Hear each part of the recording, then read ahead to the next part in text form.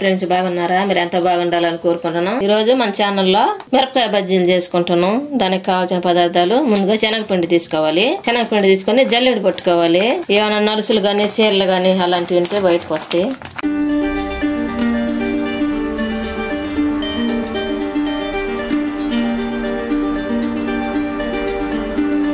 జల్లెడలో పోసుకొని జల్లెడ పట్టుకోవాలి. ఒక పెద్ద గిన్నె తీసుకొని కింద పెట్టేసుకొని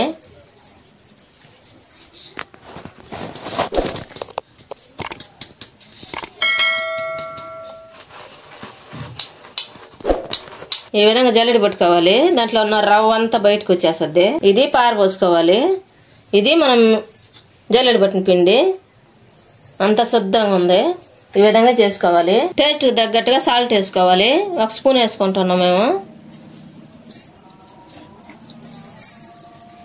సోడా ఉప్పు వేసుకోవాలి, అంటే వంట సోడా వేసుకోవాలి. ఇది మొత్తం కలుపుకోవాలి. కొన్ని వాటర్ పోసుకుంటా కలుపుకోవాలి.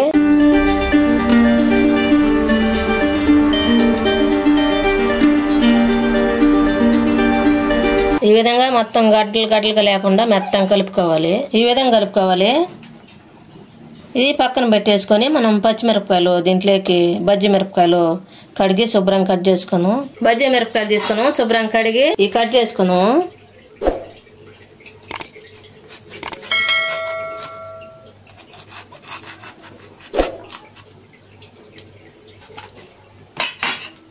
ఈ విధంగా కట్ చేసుకున్నాం. ఎందుకంటే పెద్ద మిరపకాయలు కదా, బాగా పిండి బాగా పట్టుకున్నదని 2 ముక్కలుగా చేసేసాము.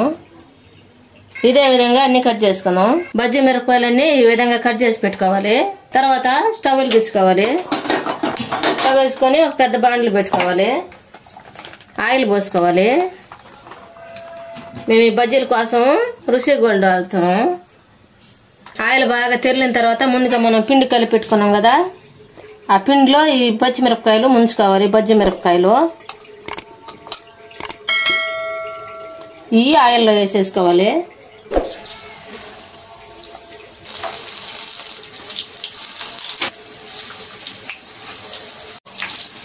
ఈ విధంగా వేసుకున్న తర్వాత ఇంకొక పక్క తిప్పుకోవాలి. ఒక పక్క కాలిన తర్వాత ఈ విధంగా కాలిన తర్వాత తీసి ఒక ప్లేట్లో పెట్టేసుకోవాలి.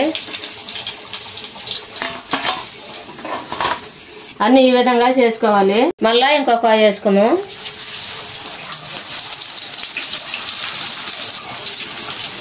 ఈ వాయి కూడా బాగా కాలిన తర్వాత తీసేసుకోవాలి. ఈ విధంగా కట్ చేసుకోవాలి. అన్ని ఈ విధంగానే కట్ చేసి పక్కన పెట్టేసుకోవాలి.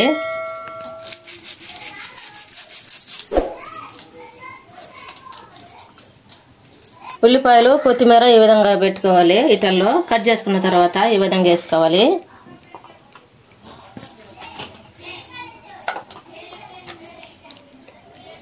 రెండు ఉల్లిపాయలు తీసుకొని సన్నగా కట్ చేసుకొని కొత్తిమీర ఉల్లిపాయలు కట్ చేసుకున్న తర్వాత మనం ముందుగా చేసుకున్న బజ్జీలు దాన్ని కొంచెం లోపల కట్ చేసుకొని దాంట్లో పెట్టుకోవాలి.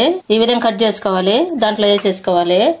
ఈ విధంగా వేసుకుంటే చాలా టేస్ట్ ఉంటది. ఈ విధంగా కట్ చేసి ఉల్లిపాయలు కొత్తిమీర పెట్టిన తర్వాత మీకు ఇంకా ఇష్టమైతే కొంచెం వాము నలుపుకొని వేసుకోవచ్చు. కొంచెం నిమ్మకాయ పిండుకొని తింటే చాలా టేస్టీగా ఉంటాయి. ఈ వీడియో మీకు నచ్చినట్లయితే లైక్, షేర్ చేయండి, సబ్స్క్రైబ్ చేసుకోండి. పక్కన బెల్ అక్కడ. Thanks for watching.